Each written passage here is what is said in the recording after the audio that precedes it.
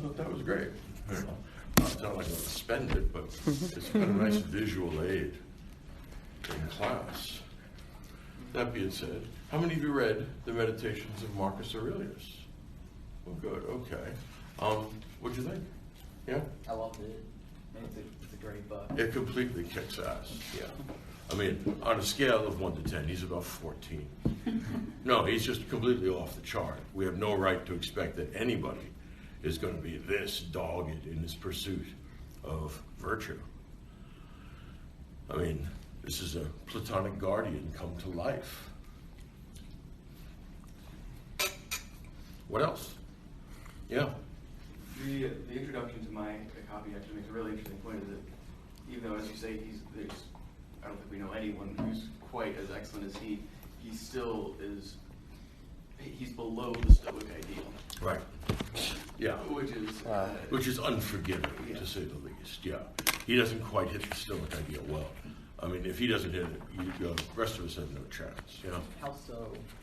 He experiences emotion. He gets angry at people. He gets frustrated. He gets tired. He has self-doubt. All right. Yeah. This is part of the idealizing tendency that comes out of Greece. This is the Roman extension of that. And these guys are the best that the Roman society, Roman civilization produced. I mean, of all the Romans, the Stoics are the best of the bunch, and Marcus Aurelius is kind of the pick of the litter. What else? Yeah. I thought the language at times was a little confusing. It was always doth and thou and thy, and that threw me off a little bit sometimes. Okay, that's the addition more than anything else. Oh, okay. Well, again, it's tempting to archaize anything that's as old as this. Yeah. Right. So it's not an easy book because it's not completely coherent, but it's not intended to be a book at all. Right. All right. These are just his notes to himself. Yeah. He makes you really want to be a Stoic. Yeah. Well, he does. Does he look like he's having fun? Well, I mean, I don't know. I guess it's just some of the things that stuck out to me in the Meditations were in book 2 and book 5, especially when he's talking about getting out of bed. Mm-hmm. And I feel like some of the things in this book Get your lazy ass out of bed. Right. And don't be waiting for somebody else to do it for you. Right. It's going to get done. It's going to get done by you. Welcome to adulthood. Yeah. I feel like I got the sense that he's like depressed. Like, that he basically is like, he kind of has hope in some lines, but for the most part, it's like no hope. Well, he doesn't have the Christian future state of rewards and punishments. He may have some vague sense of rewards and punishments, but as in the case of Socrates, there's no guarantee of that. Yeah. I'm not sure I'd say depressed rather than like melancholic. Yeah, okay. Okay. That's a very fine distinction. How do you mean it? Well, I don't know about psychologically speaking, but it was just more, just kind of more, it wasn't like the kind of obsessive stuff you see when people are actually depressed and like they obsess about something. He's just very solid and just kind of melancholic, writing about all his thoughts and everything. But is this like sort of pessimism, is this kind of like a mark of a Stoic, or is he special? He would say, of course, that he's not special. Mm-hmm. It's the mark of a Stoic. The Stoics are disdainful of much of what passes for valuable stuff in this world. But then again, so was Socrates. Was Socrates melancholic? Hard to know, actually. Certainly there's a possibility. All right. Behind all that irony, what's there? And nobody knows what's under that final mask. Except that when he dies, he says, I owe Asclepius a cock. Now, one way of reading that is that what it means is life is a disease. That's Nietzsche's reading. This is life denying. Another way of reading it is to say that human beings are subject to certain intrinsic diseases. One of these would be fear of death. He's overcome that. That's why he was Asclepius as a cock. You can read it in more than one way. But there aren't all that many happy philosophers. All right? Except, well, maybe Aristotle, because he says, look, I'm going to explain to you how I live, and then I'm going to explain to you that this is what is really good for people. It's very interesting, the question of human happiness and what we mean by it and what its value is. The eudaimonistic philosophers say, look, the point of your life is to be happy. Kant, who is in the Stoic tradition, tough guy, I like Kant, he says, don't try and be happy, because that puts you at the mercy of the vagaries of fate. Instead, try and be the sort of person that deserves to be happy, which is actually a very deep insight. All right, we all want to be happy. Not all that many of us want to deserve happiness. What are you going to say? One of my favorite lines from this read was in book 3. He says, mortal life can offer you anything better than justice and truth, self-control and courage. If I say you can discern any higher ideal, why turn it to it with your whole soul? But if nothing seems to you better than the deity which dwells within you, direct every impulse towards justice. So what seems to be saying is, the best I can find is self-control and duty. If there's anything better, go for that, but I don't know of anything better. That's it. I mean, a very powerful statement. This is a book with a lot of very powerful statements. I've been reading this since I was a teenager. My copy is pretty well beaten up, but many parts of it have been very handy to me at various times in life. When I was getting chemotherapy for cancer, this is the book I brought with me. Shut up, crybaby. No, get over it. All right. You want your problem solved? Well, here's the deal. The only person who's going to solve your problems is you. Welcome to being an adult. All right. What we have is a world full of people standing around waiting for somebody else to solve their problems. Well, that means those problems are never going to get solved. The Stoics are the ultimate intellectual tough guys, and they take no crap from anybody else. And very importantly, they take no crap from themselves. Don't give me any excuse about, no, I don't want to hear it. You know? When I was ordering this copy online, I glanced through the reviews, and someone said, I didn't have a father growing up, and I've adopted Marcus Aurelius as my father. Sure. And then I read it, and I understood that. Okay. And like, he just gives a lot of really practical advice about, like, here's how to be a good person. Yeah, I mean, it's an amazingly powerful and also, in many ways, practical book, right? You don't have to believe in the realm of the forms or any of the other jazz, the categorical imperative that we're going to get later on. Here he just says, look, you know what you're supposed to do it and shut up. Yeah. He reminded me a great deal, actually, of the modern thinker Jordan Peterson. Yes, Jordan Peterson would no doubt like him. I find it odd, though, like the whole father thing, that his son was not nearly as great as he would. He was a monster. And you think he would at least kind of talk about that in his meditations a little bit, or like notes to his son. Oh, I guess he didn't mean it to be read, but I feel like there would be more discussion about his son in that I didn't get to. He has apparently no special attachment to his son that he doesn't have it to every other human being. All right. In other words, his ordinary paternal feelings are very limited. Or the other way of looking at it is that he's extended them to everybody. All right. That's got to have an impact on your personal relationships. Imagine being Commodus, son of Marcus Aurelius. You do the right thing. Dad says, yeah. Well, what am I supposed to do? Pin a medal on you? You did the right thing. Everybody that's worth anything does the right thing. Shut up. All right? I'll tell you when you do the wrong thing on the assumption that you don't know. But when you do the right thing, don't expect anything from me. I do the right thing all the time. And, I don't expect Zeus to come out and pat me on the head. Grow up and get over it. All right? Be a man and do the right thing for the right reason, because it's the right thing. I mean, I like the simplicity of Marcus. If it is not right, do not do it. If it is not true, do not say it. Now, the problem is that you can teach that to any 6-year-old, and the terrible thing about it is that it's true.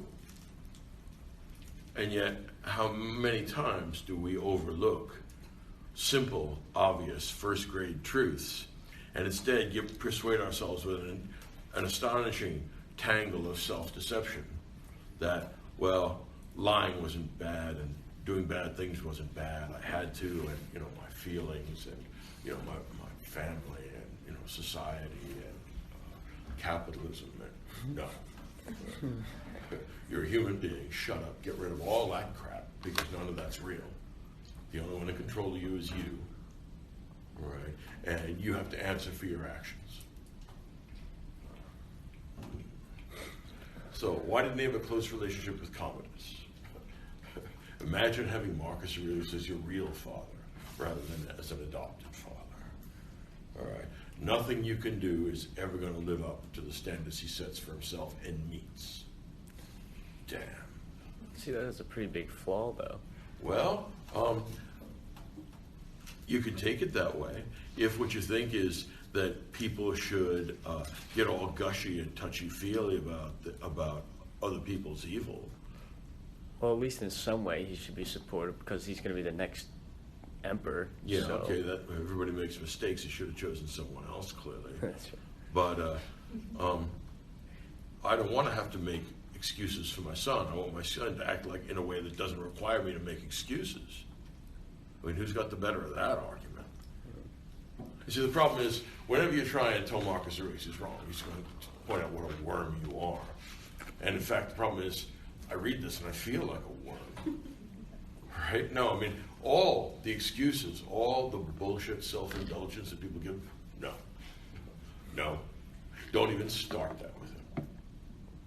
All right? Point by point, we must ask ourselves if death is a dreadful thing because it deprives us of this. Okay.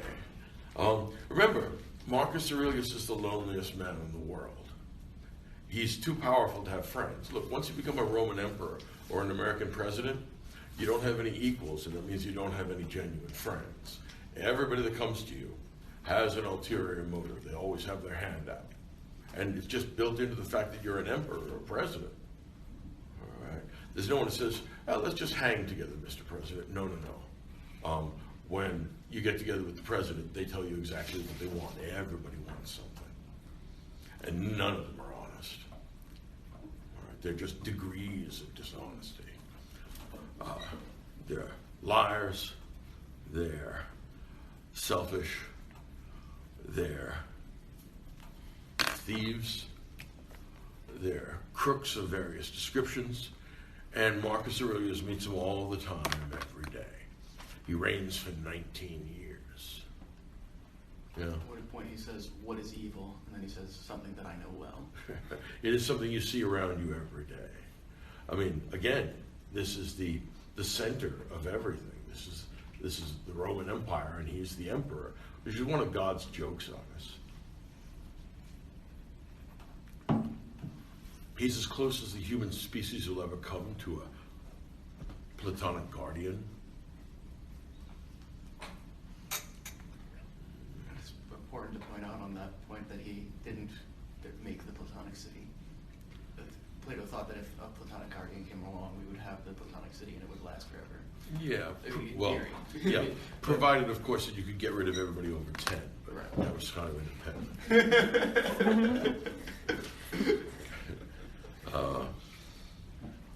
Yeah,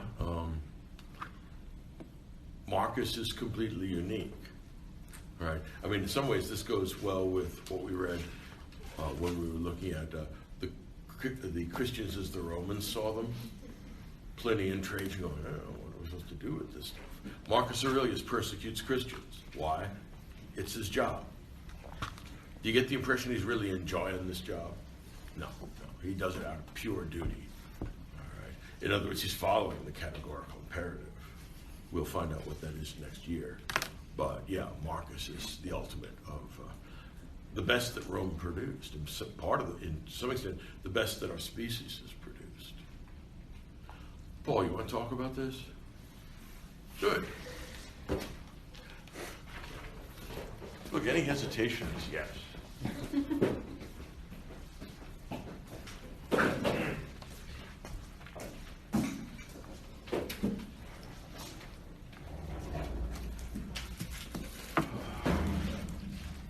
Tell you what, there's nothing like a good book that tells you to shut up and deal with the throes of life. Yeah. Marcus Aurelius starts his book. Book one is kind of just like a list of people that he does like, and then everybody else is just kind of.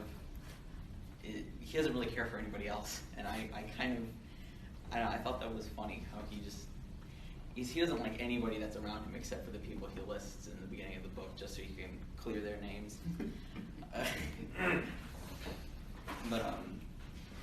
So Stoicism is one of the philosophies that emerged from after the breakup of Socratic philosophy. We talked about Lucian the Skeptic. So in the Meditations, I think he does a good job portraying Stoicism, and I think that you said that you felt bad reading it. Don't you feel like a worm compared to this guy? And see, maybe I'm horribly misreading this, but I get the opposite feeling. I feel like reading this book makes me want to be a Stoic because Marcus is such a good Stoic. He's like above everybody else. Yeah. And granted, part of that is why he's so alone, but at the same time, it reminds me of a Juvenalian satire where he puts himself, he's constantly saying, even in the beginning of, I think his book 2, he says that everybody he meets, when you wake up in the morning, everybody you meet is going to be just an awful person, but just deal with them and know that by being a Stoic, just by virtue of doing what Stoicism would entail, that you're better than them, and to not let them affect you. And so I really like reading this book because it's almost kind of empowering. It kind of empowers you to deal with the throes of life. Having the private notes of an emperor is I think it's pretty valuable, especially one that's as great as Marcus Aurelius. Not only do you get a really good understanding of Stoicism put into practice, but we get to see it where we saw it in Epictetus, who was a slave. We get to see it at the highest echelon of society too, which I think is really rare. We don't see. How often do you see a leader of a nation that was as big as Rome that is an actual Stoic in practice? I think that America could use a couple of Stoics today in its government. He talks a lot about, a little bit at least, about pleasure, I think in book 5, when he's talking about getting out of bed. Something as simple as getting out of bed he actually talks a little bit about it, and he says, he kind of smacks down Epicureanism in this chapter. He says you have to get out of bed and do your job. Like, you can't get around that. And he kind of responds to himself, but it's nice and comfortable in here. And the way he lashes out at this self-made response, I thought was hilarious. And you're not made to feel nice. You're made to do your job. And God, there's just so much about that I love. The determination of this man is just awe-inspiring. Like, I love it. This is the philosophy of will. Yeah. It helps you focus your will the way a magnifying glass focuses light. Like, I will never be as determined as this man is to just do his job. And he absolutely despises complaining. And again, I love this. Like,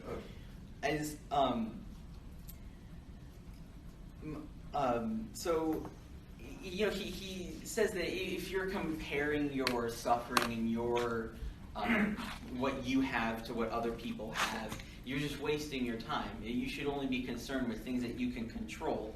And his philosophy is Aristotelian in the sense that you can use it. Like, it's stuff that is practical, and you really are not left questioning anything after reading. But it's Aurelius. not eudaimonistic. Right. It's not eudaimonistic. But one of the things I like most about the Meditations is it's not confusing at all. It is so simple. It is so short. It's written in, like, it's a numbered list of short mantras. And so you can't read this and be left confused. You know exactly what Marcus would do. You know exactly what you're told to do.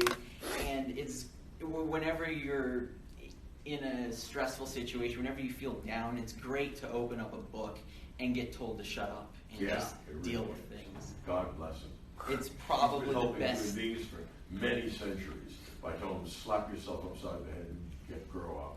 I mean, this is the first, and I think probably the greatest self-help book that has ever been No, I published. think you're right. And even though it wasn't intended to be published, I think that this is an absolutely great part of the Western canon. I think that you said that it's a kind of a crime in universities that they don't teach the Western canon. Yeah.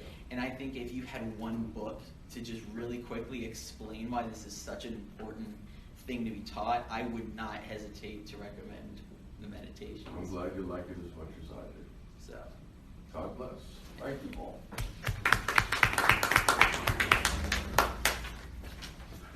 This is a book for the ages.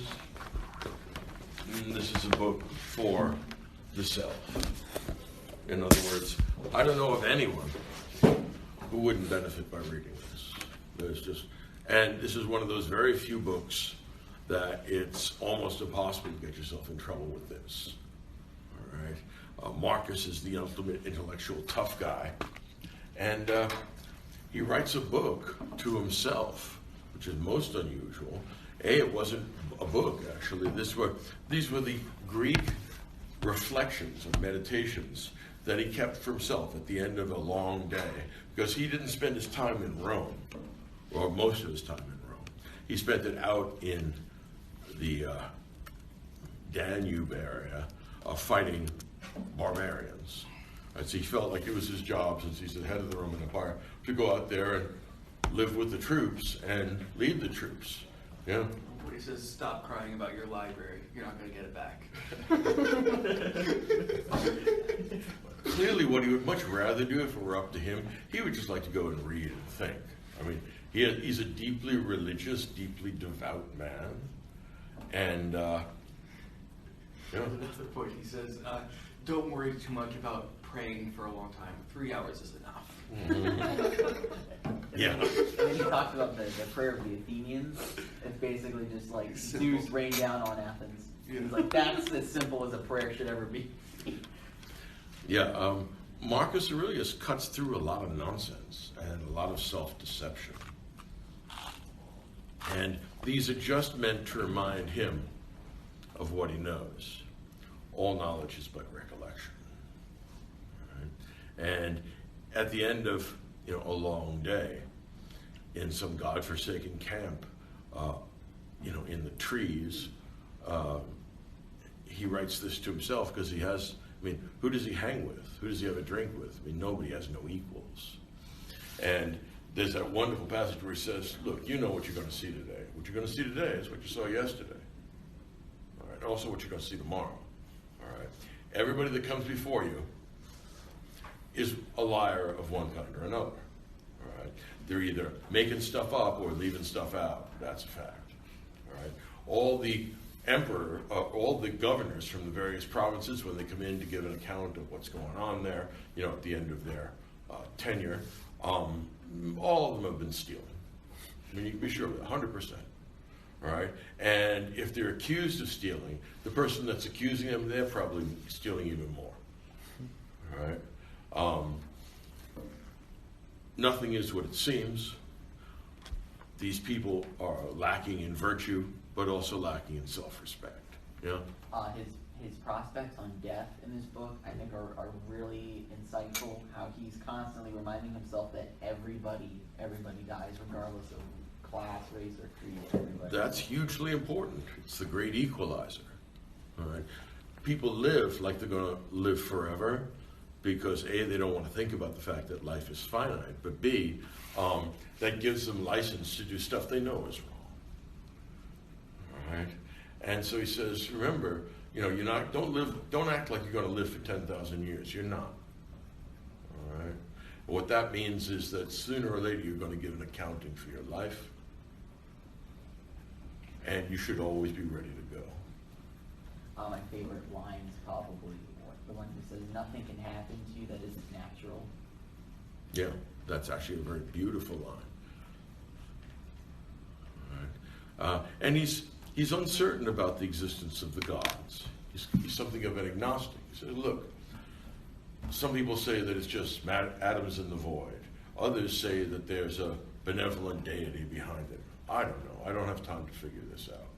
All right. So I'm going to act as if there's a benevolent deity. If it turns out we're just atoms, it doesn't make any difference.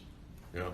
He references the logos a lot. Yes. Yep. And does he treat that? It's not Jesus. Right. Right. But it's not. Is it a deity? It's reason, and it's a deity without a personality. Right? It's the conveyor of value. Yeah. Wouldn't that just be a precursor to Pascal's wager that if Could it's be. atoms in the void, then it doesn't matter, Yep. and if there is God, then there you go, you benefit from it. Yeah. Except that Pascal didn't have the kind of temptations that Marcus did. All right. In other words, imagine that there's no constraint upon your libido. No law prevents you from killing, having sex, getting drunk or high or whatever. No law prevents you from making your horse the consul. Right, as Caligula did. I mean, there's literally no restraint. The worst thing that I can imagine, the hardest condition I can imagine for a human being, is to be in a position where there are no constraints of law on your desires. All right? Not one of us would last 6 months under those circumstances. We'd be lucky to get through the first day. All right? I don't know of anyone whose libido, whose desires are sufficiently restrained so that they just don't need law. Hell, you don't. I mean, we all find society constraining. It prevents us from doing what we want. Thank God for it. If we were not prevented from doing what we want, we would make our horse consul. Fill a swimming pool with wine, drink it all. All right. It's a good thing that they're not familiar with cocaine. Can you imagine Romans on cocaine? That would be horrible. I mean, welcome to my nightmare. I mean, how would you control that? Bad enough that they got alcohol. All right. This is, I think, the noblest outgrowth of Socratic philosophy, and I think it's the best thing in Roman life. In some respects, the best thing in life anywhere. A man of superior virtue, who can have anything he wants. What does he tell himself? Even in a palace, it is possible to live well. Okay. I don't know of anyone with that kind of self-discipline. I mean, I hope that you do, but I doubt it. All right. Don't let the fact that you own everything between Egypt and England go to your head. Okay. You can have sex with anyone you want, with anything you want. Doesn't matter. There are plenty of people at court that are going to say, whatever you decide you want, then that's really great. So they'll tell you, yeah, make your horse consul. Absolutely. All right. Have a concubine for every day of the week. Absolutely. Small problem. Don't worry about it. It only takes a little bit of time away from your work. A little bit of time away from my work? No. You don't understand. Right? I have an empire to run. Right? It's a very responsible job. And Marcus is a very responsible guy. So he's keeping the wheels on this all too human organization because it has every known vice connected with an almost unstoppable power. There's a saying, Lord Acton said that power corrupts and absolute power corrupts absolutely. Generally speaking, that is true. And then there's this, which God just sent in to mess with all of us, right? To wreck all our generalizations, and also to show us what worms we are. Look, this guy doesn't have revelation. All he has is himself and his education. Remember that in Plato's Republic, education is the guardian of the guardians. So how does he start his book? Remember, he's not writing this to anybody else, he's writing to himself. He says, first of all, don't kid yourself that you're a self-made man. No one's a self-made man. So there's a saying, you take, you owe. The people that have benefited you, you owe all of them. Your father made sure you get a good education. Your teachers were eminent men who gave you good example. All right? Your family was always behind you.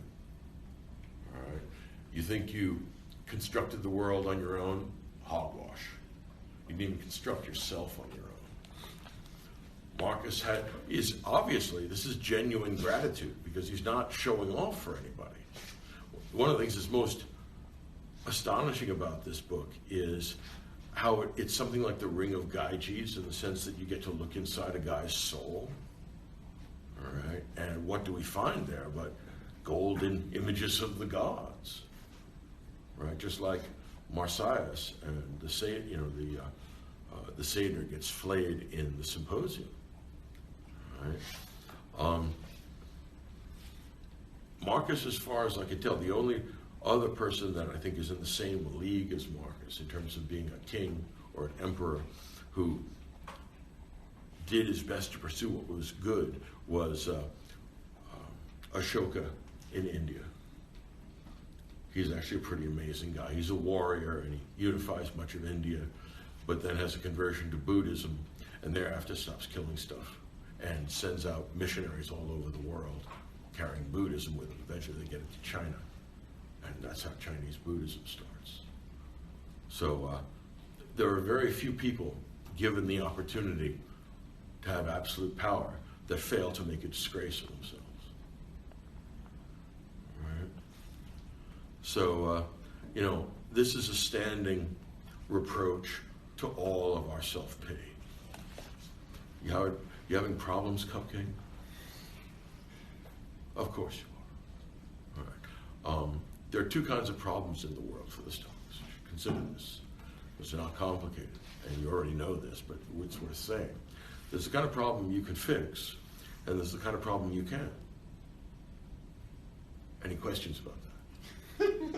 All right, well, let's start with the problems you can't. Everybody dies. There's no point in being morose, gazing at your needle and saying, oh, eventually I'm going to die. Yes, you are. So what? You're going to spend all your time being Kafka about that? Or are you going to step up and be a man? I mean, show me that you have the capacity to be a human being. Yeah, you're going to die. Get over it. Yeah? It seems like his just very like black and white, like yes, you're going to die, it doesn't really matter. It's almost like destructive of every other philosophy. Yeah, there's that, of course.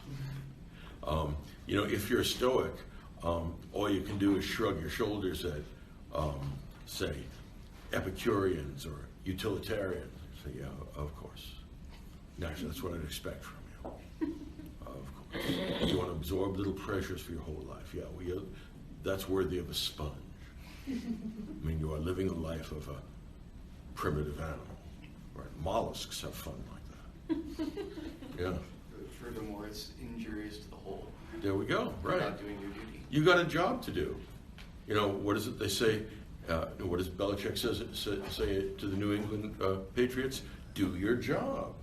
In other words, let Tom Brady do his job. You have a job. You make a block. You run a route. You do what you're supposed to do.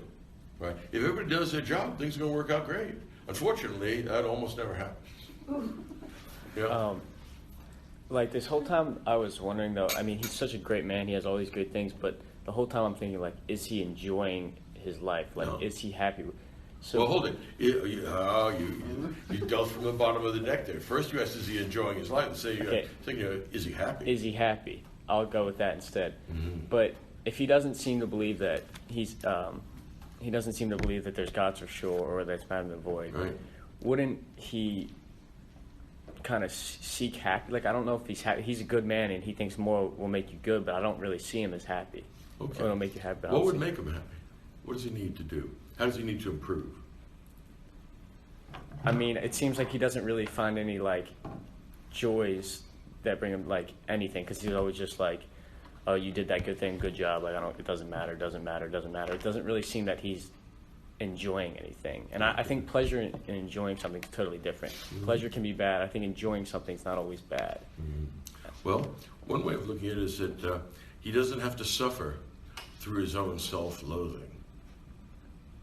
In other words, he respects himself because every day he gets up and does it, and for 19 years does his job. Yeah. From the beginning to the end, there's no vacation time for Marcus Aurelius. There's no downtime for Marcus Aurelius. He has a job to do. Mm-hmm. If he doesn't do it, the empire goes to hell and people suffer. And that's on him. He's the last word in responsible politicians. I mean, I have to admit, he's a better man than I am. Yeah.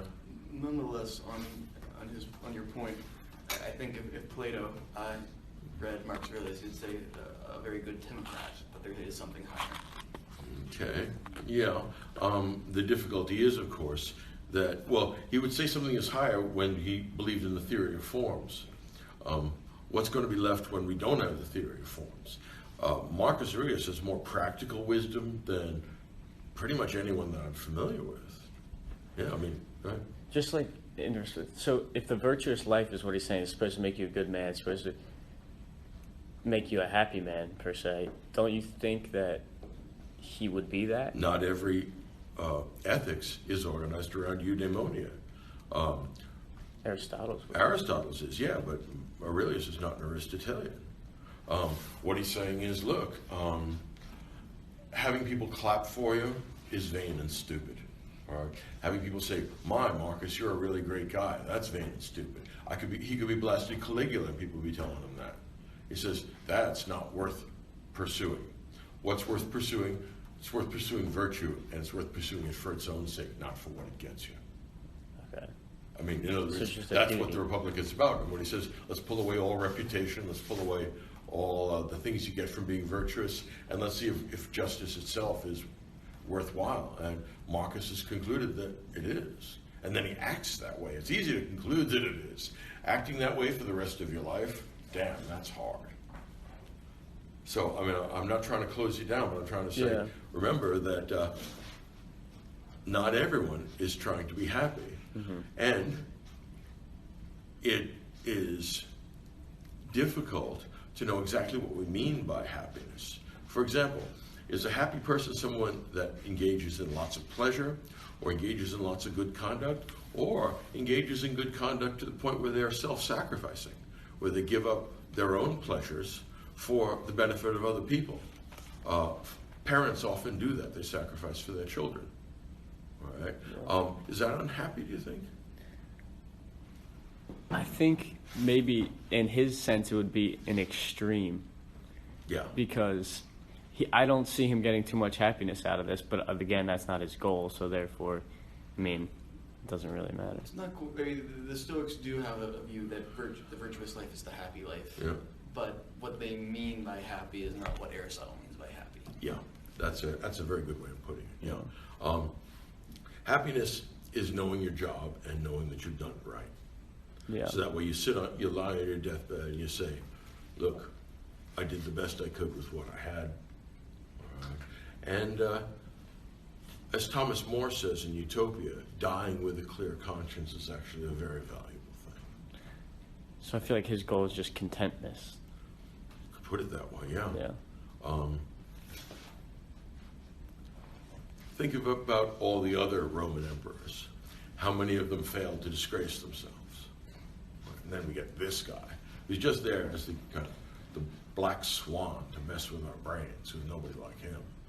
And the Stoics hold the view that if one person can achieve something, everybody can. This is something that I actually wanted to ask you about. He has this view that reason is universal, all people have it, and that it's a divine spark in everyone. Mm-hmm. And this view gives him a concept of almost universal human equality in a certain sense. Yes. Which was surprising to me, because I thought that's something that only comes with Christianity and Judaism. You're right. But it actually is, we have it first in Stoicism. Well, I mean, remember, Stoicism is what's going to generate the idea of natural law, which is going to be lifted by Aquinas, and that's where Aquinas gets it from. In other words, it's not made out of whole cloth. It's actually a Stoic legacy. I see him just lay it out right there. Right, absolutely right. Excuse me. Human beings for the Stoics are all endowed with reason, which means that they are potentially all philosophers. But there's a difference between the potentiality and the actuality. All right? Most people live like swine. And Marcus says, I even take care of them, because it's my job. They want to line up at the trough, I got to make sure the trough is full. Such is my job. It's a thankless task, but, you know, the gods decided to put me here. I'm just doing my job. Yeah. So does Stoicism carry on the inegalitarianism of Platonism? In practice, yes. In theory, no. In theory, everybody could be, if they got the same education as Marcus Aurelius, they could potentially be Stoic philosophers. Alas, heteronomy, human emotion, is such that none of them do. And then there's Marcus Aurelius for no reason, simply God's messing with us. All right. His constant reminders to himself about how to be virtuous and how to do the right thing and don't let power go to your head are the product of self-doubt and weakness. All right? In other words, look, he's not a marble statue, he's a human being. He works 7 days a week, 365 days a year, for 19 years. He is full of world weariness. The Germans have a term for this because they have a term for everything. That's Weltschmerz. I feel the pain of the world. I am the pain of the world. And yet, I grit my teeth and get my job done. Two possibilities. You have the things you can change, the things you can't change. You can't change death. You can't change the material facts of human life. All right? We all have a liver and lungs and heart and stuff. And some of them work well, and some of them don't. That's the way it is. On the other hand, there's another large set of things that you can change. All right. For example, there are some people that have vodka for breakfast. Now, if you have vodka for breakfast, you have a problem. All right. But it's not the kind of problem you can't change. It's the kind of problem you can change. And here's the punchline. Either you change it or it doesn't get changed. No one is going to stop drinking for you. Matter of fact, nobody can. So standing around waiting for somebody else to come along and solve your problems is a waste of time. That's the human condition. You got millions and millions of idiots, all right, refusing to take responsibility, refusing to grow up, and refusing to fix the things that they can fix. Instead, they want somebody else, some human or some god to come down and fix everything. All right, standing around waiting for the world to fix your problems, all right, means your problems aren't going to get fixed. If there is any solution to those soluble problems, the solution is you. So there's two things worth considering here. All right? The source of all your problems is you. The solution to all your problems is also you.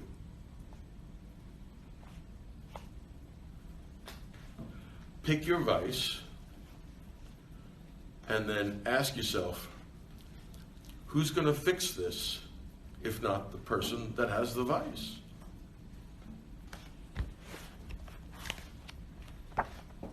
So There's no point in complaining about things you can't change because you can't change them. There's no point in complaining about things you can change because you can change them. We're running out of excuses. Oh, you got to think about my upbringing and an unhappy childhood, and capitalism, and abstractions around Trump and racism. And, no, your problems are you. All right. All these evasions give you license to be angry with somebody else for the problems you cause yourself. What this means is, and I think there's a lot of truth in this, ultimately there is no political solution to the problems of human beings. In other words, you could have really great laws and really great institutions and your life could still be a mess. Yeah? It seems that not only is there something deeply selfish about this philosophy, but there's perhaps an abandonment of the people who you say like swine, which is, I guess that it's all well and good. It seems to me that Marcus Aurelius takes good care of his own conscience, of which he's steward, but he abandons the world to a commodus, and does not seem to have really done anything about that. Okay. Two things. Yeah, you're right. It is a problem. The succession is a big problem. But remember that he's not capable of knowing in advance what Commodus is going to do. All right. Also, when you go around looking for a philosopher king to take his spot, where do you anticipate finding one? In other words, after Marcus Aurelius, there's only bad and worse. Yeah. Couldn't you anticipate finding one through like nurturing one or like helping one individual out? Sure. That's certainly a possibility. Probably you want to do a bunch of them because you want to pick the best, the pick of the litter. The problem is, there's no way to mass produce or even to produce with any certainty a thing like Marcus Aurelius. He's a freak of nature. You could try, though. Yeah, absolutely. You could try. Yeah. And that certainly would be suitable conduct. But remember that because he's so busy running the Roman Empire, he doesn't have a lot of time to inquire, who's doing well, who's doing badly. Let me talk to the mandarins. He doesn't have mandarins working for him. Yeah. You have to remember, Commodus grew up in a palace. Yeah. Yeah. With tons of people who were trying to gain favor with him and satisfy his every whim. And I'm sure Marcus Aurelius tried to assign him good tutors and good teachers, tried to give him the kind of education he had received, but there were people there waiting to corrupt him. Look, just about nobody is, in other words, the furthest reach of human virtue is what I'm seeing here in Marcus Aurelius. This is not a supernatural virtue. This is an all too natural virtue, but it's really rare. Right? He's a freak of nature in that respect. Yeah, you're right. He didn't have a good plan for picking up the slack. On the other hand, Commodus, although he was a nightmare, wasn't all that much worse than any other Roman emperor. Most of them were nightmares. But I guess there seems to be something of a contradiction, at least as it appears to me, insofar as he's first and foremost in all that he's doing is trying to keep his own house in order, which seems to have a pretty good effect on the empire. It's well run, but it's not really about running the empire well or raising his own son well. It's about Marcus Aurelius. Right. Well, he's trying to do his job. So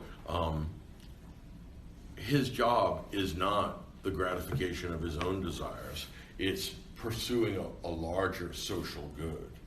And the difficulty is that, remember that one of the things that marked the Roman Empire were assassinations of emperors. There was one year when there were 4 emperors, right, 3 of which had a tough time. And in addition to that, Rome was plagued by civil wars. So when you're looking for a successor, if you find him early and you make him your adopted son, which is actually what Marcus's previous emperor had done with him. But if you aren't going to have the empire go to your only living son, there is certainly the possibility that this is going to lead either to assassination or civil war. Right? That's the other concern. And so I can see why Marcus would have some trepidation if he can't, if early in his career he can't find somebody who looks like he's going to be a genuinely great Stoic. What do? I mean, you pull a name out of a hat, hard to know. If you ask around among the teachers, who's the best of your students, they're liars too. You can't trust them either. Right? They're going to be putting in somebody's brother-in-law or somebody's nephew or something like that. Everybody has an agenda. So Marcus knows that he's never getting perfectly honest information from anybody. Trying to put that together is very, very difficult. You're only as good as your intelligence.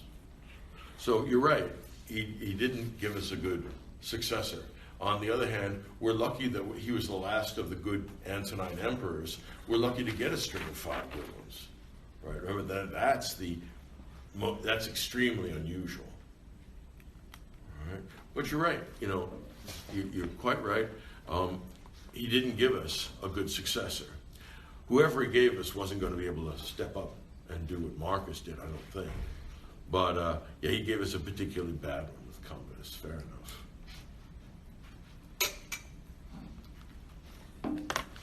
Okay, so Stoicism is a philosophy of will. It's also a philosophy of resignation.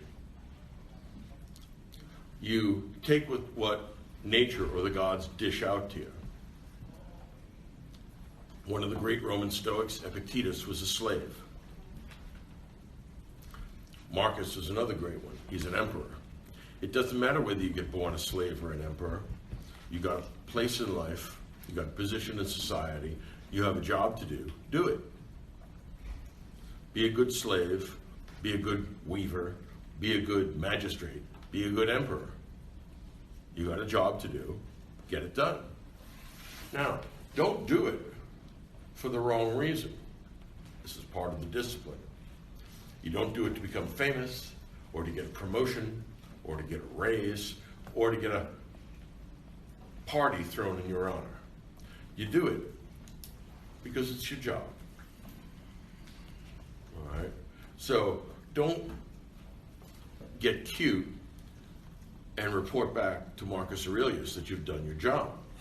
I mean, that's fine to let him know, but don't expect that he's going to give you a birthday present for that. You did your job. I did my job. I didn't ask you to praise me, even though everybody does, because I'm the emperor. And I don't see any point in praising you, because there are another million people who are also doing their jobs. I just don't have time for this crap. Grow up. Yeah. What did people think of him at the time that he was wrote? They thought he was a demigod. In other words, this guy, well, he was one of the very few, remember that Roman emperors are divine, but he was one of the very few people that clearly performed the rituals that come with being the emperor, with solemnity and seriousness. That's how he got the nickname Marcus Aurelius, Marcus the Golden. There's nothing like this guy. I know he is great because he had all these temptations because he was an emperor and he still refused them. But do you think in part the reason he was so good is because, would he be saying all this if he wasn't so high up? I mean, if he was a low slave, would he be Epictetus did something very much like it. He wrote a book called the Enchiridion, which is the handbook. That's what it means for Stoics. And it's shorter. He doesn't have as much time to write as Marcus, but it says essentially the same stuff. And so then my point there is if Marcus Aurelius was a slave, would he have then published his work so he could kind of be known? Or Well, you see, he didn't publish this work. When he died, he ordered that all this stuff be burned, which shows us, again, it's not an ego trip. He doesn't actually want this to be burned, to be shown. People read it and say, okay, well, we can't burn this. It's just no. And they publish it, but Marcus Aurelius would feel embarrassed by the publication of this. I mean, A, this just shows my own weakness, and B, it makes me look like a really great guy, but actually I'm just a guy doing his job. There's nothing really great about me. You call me great because you fall so far short. It's a way of excusing yourself. kind of dumb question. Why wouldn't he have burned them himself if he was so adamant? Probably because he's really sick. Right? He's living in a northern climate. He comes from Italy. You know, when you get sick there, you get real sick. Apparently wasn't able to do that. So he just used to accumulate these writings in Greek. And they're like Pascal's Pensées, they were a jumble of scrolls and stuff. And they found this and we got to hold on to this. I mean, Marcus Aurelius is great for making, at least me, feel really guilty. What a worm I am. All right? I mean, I do often enough the wrong thing. And even when I do the right thing, I often do it for the wrong reason. But he just grinds it out every day. I get the impression that his weariness is such that he's actually looking forward to dying. In other words, this is such a strain, such a constant grind. Says, every day, before I go to sleep, I write myself a little note saying, don't be a jerk. All right? Be a human being. Maintain your virtue and your reason, despite all temptations. And then I go to sleep, and I do another 16 hours of running the empire. And then at the end of it, I write this down because I have something of insomnia, and I remind myself that this is the only true happiness. He's also lonely. I mean, he has no one else to talk to about this, but it's also something he can't change because he can't just make people. His wife was notoriously unfaithful. Right? There were lots of conspiracies among the troops. A number of times he had, he just shows great magnanimity in the Aristotelian sense. For example, in the eastern part of the Roman Empire, some eminent general that had a number of legions under his command revolted and was ready to march on Rome. Marcus says, look, here I am in the middle of the forest in Romania, wherever I am, Germany, and much as I'm needed here to fight off the barbarians, I gotta get back to the Med because I have a civil war on my hands. Marcus gets back there and then he finds out that the crisis has been averted because the second, third, and fourth in command of this general assassinated him. Okay, well look, this is the kind of environment in which he works. Anybody can get killed at any time. God knows it happens enough. We have civil war, we have conspiracy, we have assassination. I mean, this is the kind of thing that makes a man Machiavelli. All right? Okay. When he gets back, he hears that the conspirator has been killed. Okay. What does he do? He doesn't do the typical Roman thing. Usually, when somebody conspires against the emperor utterly destroys him, which is to say, of course, you kill him in some gruesome way if you catch him alive. But then you murder his family, and then you confiscate all his property. I mean, they're playing for big stakes here. And then, of course, you hunt down, because no conspiracy happens in a vacuum, you hunt down everybody that might have, or could have, or should have been involved in this, and you kill all of them too. Round them up and you murder them. Marcus doesn't do that. First thing Marcus says is, I don't want you to kill his children and his wife. They didn't actually do this conspiracy. So you let them slide. And he actually sends to the Senate saying, I want them given amnesty. And they get, who's going to argue with him? And then he says, all the papers from this conspiratorial general, instead of combing through them, or having my spies comb through them, to find out who's involved with this, he says, I want them all burned without being read.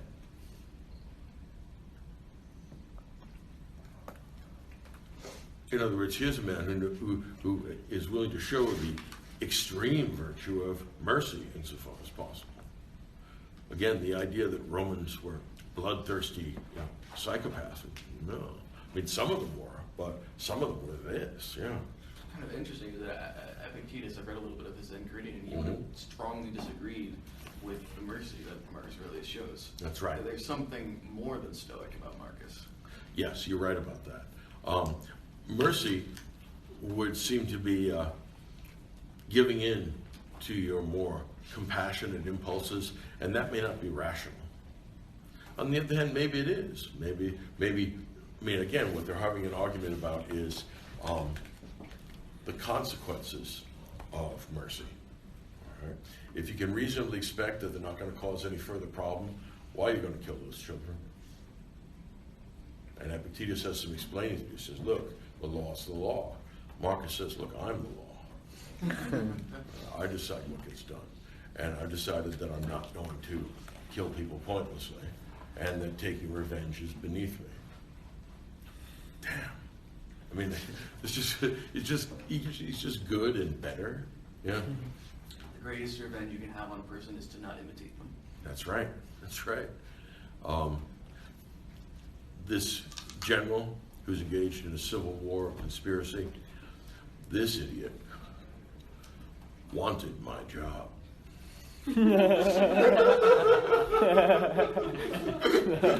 Number one, are you stupid?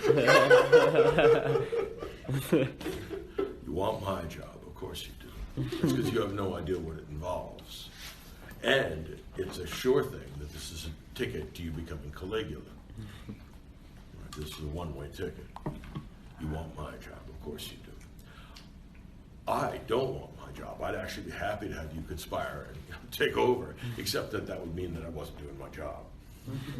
Yeah.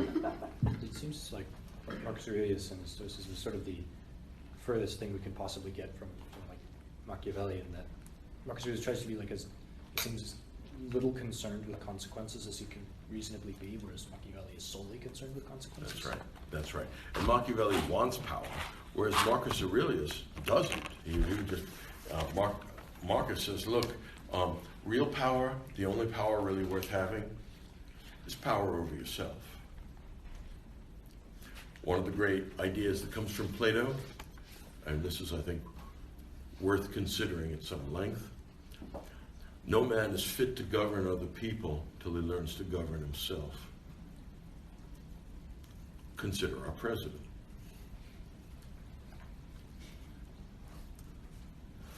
The conspiratorial general can't even control his own ambition, much less is he going to be able to control millions and millions of people.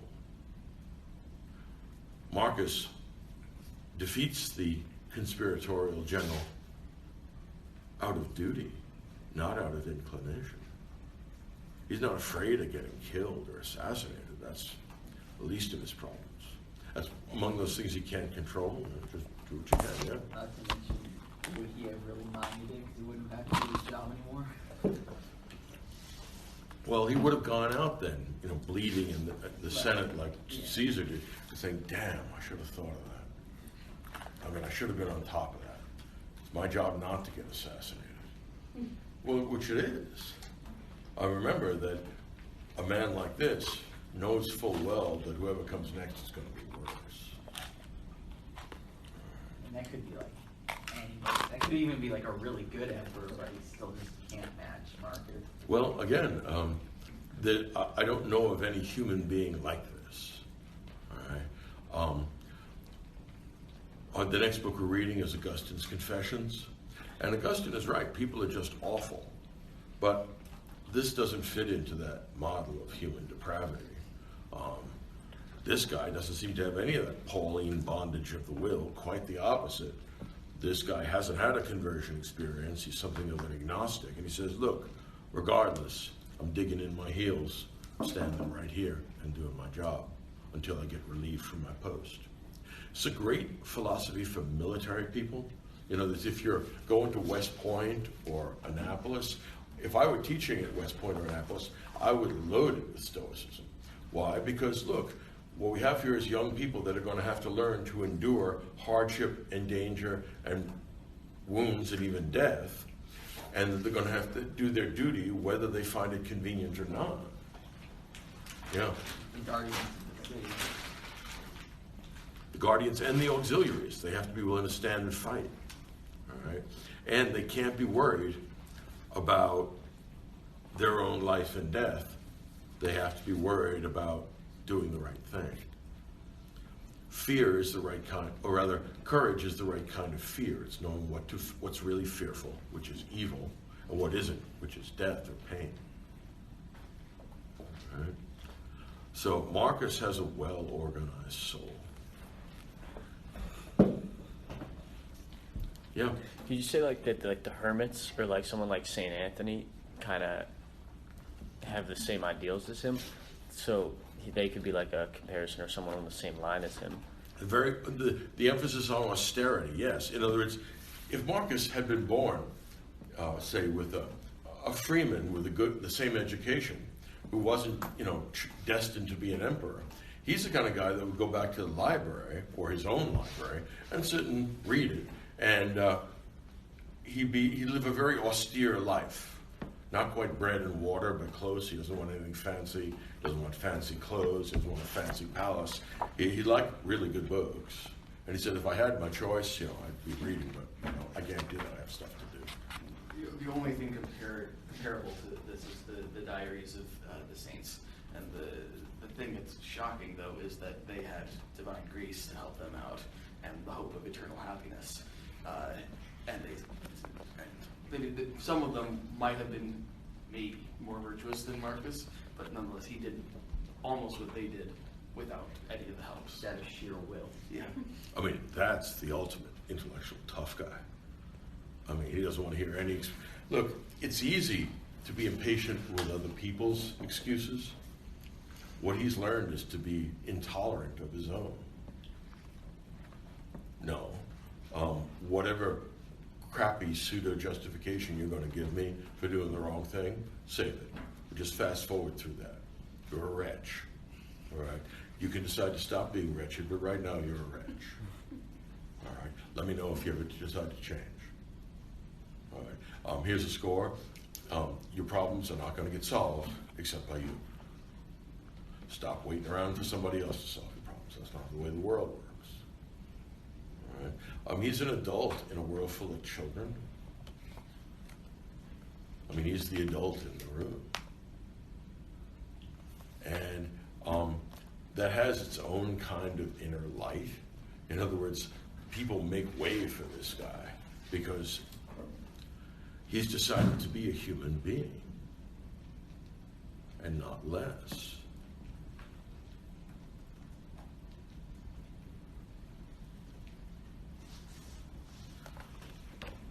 Okay. Yeah, go ahead. I was just gonna say the one line where you were talking about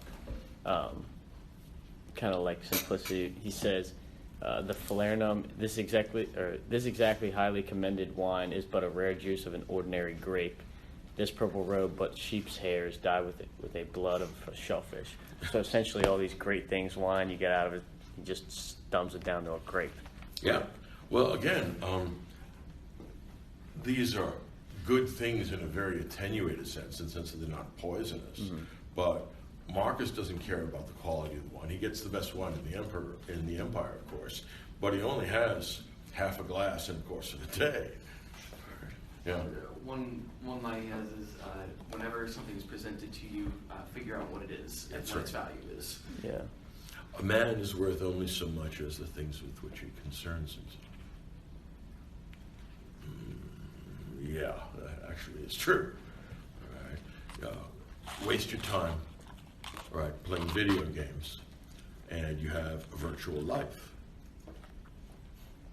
Marcus has decided to step up and face the biggest responsibilities in his society. And no complaining, no feeling sorry for yourself. Instead, he just reminds himself, look, you got nothing to complain about. Yeah? Just a question for a line I did not understand, which is in book 3. There's one who says, "Dear city of sea crops, wilt thou not say, O dear city of Zeus?" But I don't know the reference. You'd have to look it up. Here's a question.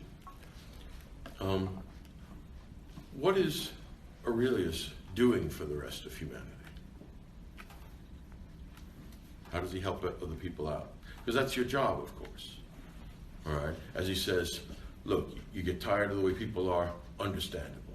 Here are your choices. Educate them or put up with them. those are your choices. And actually, that's true then, and it's true now. You don't like your political opponents? Well, either you explain to them and help them understand why they're wrong, or you shrug your shoulders and put up with them because it's not possible that there should be a world without idiots. Huh? I feel like he for the most part just puts up with people, but I feel like at the same time, with the publishing of his meditations, I think he does a fair amount of educating too. He does, but remember, he doesn't want it published, right? Yeah. I think in a sense he's just toughening them up. Like, he's not in any way trying to win their approval. He's not trying to please them. He's just trying to toughen them up essentially through his own example. Okay. Maybe.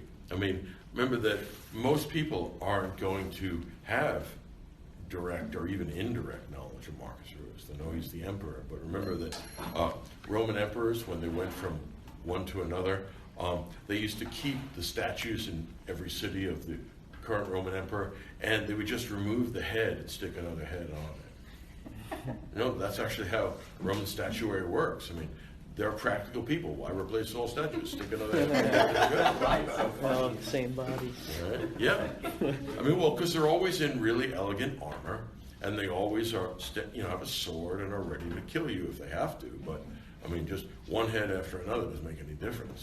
Must have been quite lively during the year of the four emperors, which is juggling them up and down.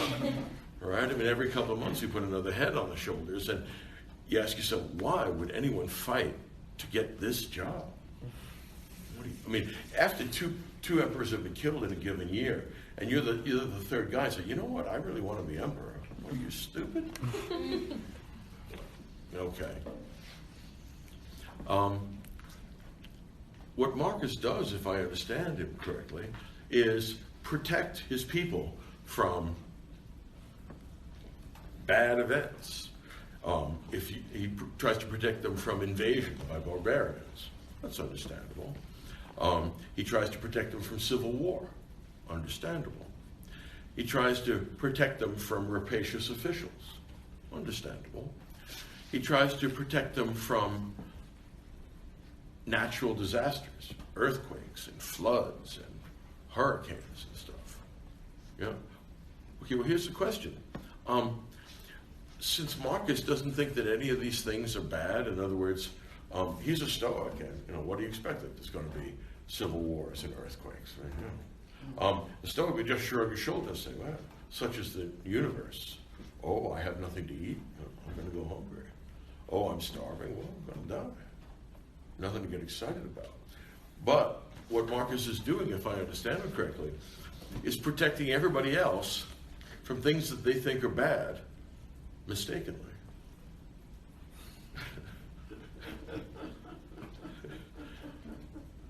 That's the tricky part here. Why is he protecting them from imaginary evils? I mean, the events themselves are not imaginary, they're quite real. But to think that this is a misfortune shows a bad misunderstanding of the human condition. There are no misfortunes. As he says, all omens are favorable if I declare them so. So, earthquake, my house fell on me. Okay. I would like my fellow human beings to perhaps rescue me, but it doesn't really make any difference. Right? I can be stoic under this column market, be stoic walking around, doesn't make any difference. Right? So, it doesn't perfectly cohere. Right? He's reducing himself to the level of an ordinary human being and judging what's good and bad for them in those terms. His persecution of Christians. Why? Well, he's heard about these people. They live at the same time. As a matter of fact, Marcus lives at the same time as Justin Martyr. And it's some strange superstition from the East. And strange cults are always coming in. Isis and Mithras. You know, they come all the time. And Marcus says, look, all right, my job is to maintain order and stability. These people are a threat to that. I try and have my governors and magistrates show a reasonable restraint. In other words, like we saw with Trajan and Pliny, I don't like anonymous letters turning people in. I don't know how much of the stuff to say about Christianity, they say about Christianity that I should believe. But when Christians are caught, either they're going to prove loyal or they're going to prove seditious. And I want them to prove loyal. I don't get anything out of them being seditious. And least of all does Marcus enjoy, throwing them to the lions or torturing them to death or setting them on fire to use as torches, which is what Nero did. All right? Instead, Marcus says, look, I'm going to talk to you once and only once about this, because I'm a Stoic. I don't repeat myself. All right? You are going to stop doing this, and you're going to sacrifice to the emperor like all good people do. And if you don't, it's not that I think I'm a god or anything, far from it. But in the Roman religion, I am a god, and I have to be shown proper respect because Rome has to be shown proper respect. Okay, so it turns out these people are really stubborn. They don't care whether I'm going to kill them or their children. Kill them and their children. Go ahead. He gives the order. Not because he's really enjoying this, but rather, what else is he going to do? It's his job. Yeah. I'm really curious about the history of his persecution of the Christians, because at the end of the first apology, Justin Martyr has a letter from Emperor Marcus Aurelius saying, stop persecuting the Christians, these guys really helped me in Germany. Yeah, we don't know the degree to which that is reliable. Yeah. That's the problem, Mm-hmm. right? And Marcus may have gotten help from him. I think it unlikely. What he said, what the letter says actually is that he ignored their religion, but then there was a time of trouble, and he asked all of his legionaries to pray to their God for him. And when the Christians prayed for his success, he had success. Yeah, that seems very, very dicey. Yeah, I mean, it's unlikely to be true, but if it is true, that would be really cool. If he did it in the year 300, I would believe it. In the year 160, I think we're a little early. Don't you think he would kind of relate or sympathize to the Christian beliefs or teachings, and therefore The worship of a dead Palestinian criminal? Well, not the Gnostic. Not the Roman Gnostic rule? kind of, but don't you think he would see... He's a dead Palestinian criminal for the regular kind of Christian too. But if he heard some of the teachings, like the last shall be the first and the first shall be the last. Right, and so the Roman Empire is going to sink and then the slaves are going to run things. Yeah, I don't like that. But what about how he, even all these corrupted people, and he still treats them with respect because they don't know any better? Jesus. He doesn't treat them with respect. He treats them with official equanimity. The people he respects are listed in the front of the book. Right. He doesn't condemn them in the same way Jesus doesn't. Well, yeah, okay. So don't you think he would? Look, I think that Marcus is a deeply religious man, but I'm very skeptical about pulling Christian rabbits out of Stoic hats. Mm-hmm. All right. In other words, Christians worship a dead Palestinian criminal, and then they do a magic ceremony where they actually engage in ritual cannibalism. Mm-hmm. And Marcus has listened to that and said, that's the most depraved thing I've ever heard. Yeah. That's really bad. I'm going to kill you all. Yeah. But first, let me give you a chance not to get killed, because this is just what I do. Yeah. All right. So he thinks he's being as indulgent to them as he can. Yeah. And he says, look, clearly he doesn't like killing people. It's not something that he enjoys. Remember that the Stoics are the ones who come up with the idea of being cosmopolitan. Anybody know what cosmopolitan means? The city of the world. Well, something like that. It means being a citizen of the universe. In other words, the cosmos is my polis. All right? So you toss a Stoic anywhere, anytime, at any place in society, he knows what to do. And that kind of universal thinking about right and wrong, to come back to this, neither Jew nor Greek, neither slave nor free. It's the same for everybody. Mm-hmm. All right? But this is a a cognitive choice, whereas I don't think Christianity is primarily cognitive.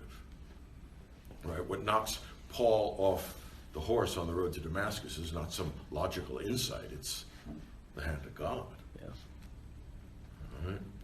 So, Marcus Aurelius has much to teach all of us.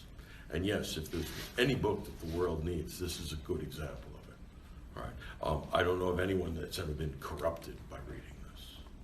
On the other hand, I can imagine. When I taught this many years ago at Columbia, one of my students said, I just couldn't read this because I can't believe there's anybody like this. And I'm saying, that's a failure of imagination. All right? That's because you become too inured and too used to the low expectations we have of human beings. Yeah, everybody has feelings, but not everyone acts like a jerk. All right? And lots of people make excuses to themselves for their own weaknesses and for their own choices, but ultimately there aren't any excuses for anybody. I gotta admit, in some ways Marcus is worth the price of admission. In other words, you got your $25,000 or $30,000 worth, the paid for tuition this year. You got it in reading this book. And this book by itself is going to make your life better if you have anything in the way of wit. All right, because he's right about our moral duties. He's also right about our moral responsibilities. And you have responsibilities to other people, even if they're not nice to you, even if they're not virtuous, even if they're real jerks. If you stand around waiting for people to deserve your help, you're going to wait forever. In some ways, this connects back to a sort of Christian theme, so your point is actually nicely taken here. Here's something that I think is true, and there aren't all that many things that I do think is true, but here's something worth thinking about. You have to love people as they are, not as you want them to be. If you wait for people to become what you want them to be, you'll wait forever and you're not going to love anybody. There are a whole ton of people who are standing there waiting for you to become what they want you to be, and you're not. And they're not going to love you because they're waiting for you to become worthy of love. Here's the inside scoop. Nobody's worthy of love. And God loves us anyway. All right? You got to love people as they are, not as you want them to be. That's something actually worth thinking about. All right? You love them as they are, or you don't love them at all. That being said, come back in on Thursday, ready to talk about Marcus Aurelius. And each of you should have at least one, but preferably a couple, of quotes that you are going to tattoo on your brain. Right, so it never comes away. I'll see you all then.